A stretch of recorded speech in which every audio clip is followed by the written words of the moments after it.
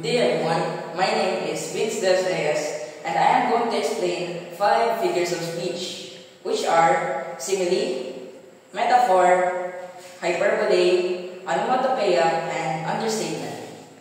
The first one is simile. Simile is a figure of speech that compares two different things with the words like or as. For example, he is as fast as a cheetah.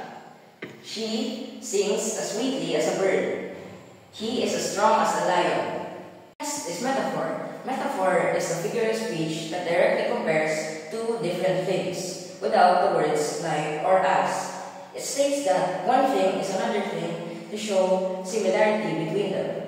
An example of this is, he is a lion on the battlefield, comparing a person to a lion to show bravery. Next is hyperbole. Hyperbole is a figure of speech that involves exaggeration used for emphasis. It's often used to convey strong emotions. These are, I'm so hungry I could eat a whole elephant. This backpack weighs a ton. I've told you a million times.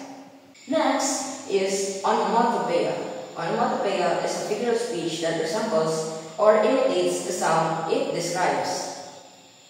Some examples of these are buzz. Buzz is the sound of insects flying. Bang. Bang is the sound of an explosion. Chirp. Chirp is the sound of birds. And lastly, understatement. Understatement is a figure of speech that is used to convey a meaning less significant than it what actually means. Examples of this are, when it's freezing cold and you say, it's a bit chilly.